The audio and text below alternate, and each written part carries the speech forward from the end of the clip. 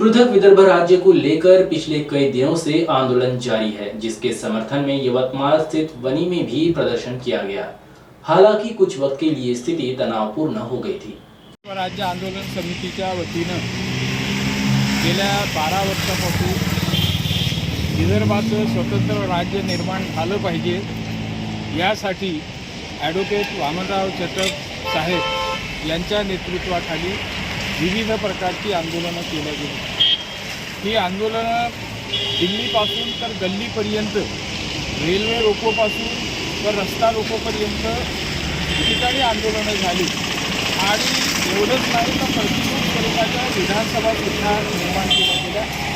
आणि हे सगळे आंदोलनं होत असताना आपला एकमेव मुद्दा काय राहिला की विदर्भाचं वेगळं राज्य झालं पाहिजे, स्वतंत्र राज्य झालं पाहिजे। विदर्भाचं स्वतंत्र राज्य कशासाठी तर विदर्भाचा जो भाग आहे, विदर्भ जो प्रदेश आहे, कधी काळी विदर्भ ही सिटी अँड बेरारची राजधानी होती। ही राजधानी आता उपराजधानीमध्ये रूपांतरित झाली आणि ही उपराजधानीमध्ये रूपांतरित होत असताना खरं तर आपल्याला 28 सप्टेंबर 1950 करार केला गेला आणि त्या करारानुसार विदर्भाला 23% वाटा मिळायला पाहिजे अशा प्रकारची आश्वासनं या नागपूर करारामध्ये दिली गेली। 28 सप्टेंबर 1953 झालेल्या नागपूर कराराची कुठलीही अंमलबजावणी झाली नाही। त्यामुळं अनेक वेळा आम्ही या कराराची होळी केलेली आहे आणि आता चटप साहेबांनी ठरवलं होतं की म्हणजे आजच्या दिवशी 31 डिसेंबर 2023 पूर्वी विदर्भाचं वेगळं राज्य करेल, याशिवाय आम्ही स्वस्थ बसणार नाही। आणि म्हणून या आंदोलनाचा अंतिम टप्पा म्हणून 27 सप्टेंबरपासून ॲडव्होकेट वामनराव चटप साहेब नागपूरच्या संविधान चौकामध्ये आमरण उपोषणाला बंद केलं। आमरण उपोषणाला बसलेत आणि आमरण उपोषणाला एकीकडे नागपूरला हे आमरण उपोषण सुरू झालं, ज्यामध्ये चटप साहेबांच्या नेतृत्वाखाली 12 लोक आमरण उपोषणावर बसलेले आहेत आणि बुलढाण्याला ॲडव्होकेट सुरेश वानखेडे यांच्या नेतृत्वाखाली आणि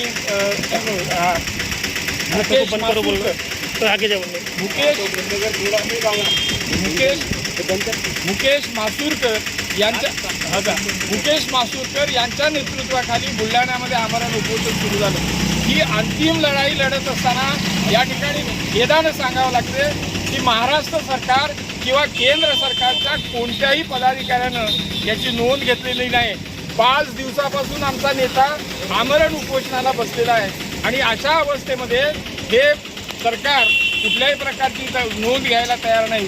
म्हणून आम्ही 27 तारखेपासून विदर्भातल्या अनेक तालुक्यांमध्ये, अनेक जिल्ह्यांमध्ये रस्ता रोको करण्याचं काम केलं।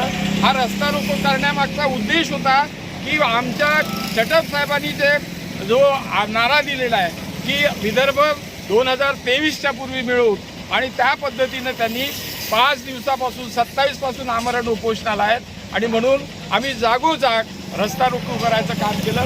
आज वणीच्या कार्यकर्त्यांच्या वतीनं ज्याला यवतमाळचे कृष्णाराव भोंगाळे आलेत, मनीषा तिरपुडे आल्यात, अयूब खान पांढरकवड्यावरून आलेत आणि इथले सर्व नेते मंडळी, आज राहुल खारकर असेल, राजू पिंपळकर असेल, देवराव पाटील धांडे असतील, प्राध्यापक राजूरकर असतील किंवा कनाकेजी असतील, देवा बोबडे असतील, जेनेकर सर असतील, या सगळ्यांच्या नेतृत्वामध्ये आज या ठिकाणी आम्ही रस्ता रोको केला आणि हा रस्ता रोको करणं हे सुद्धा प्रतिकात्मक होतं।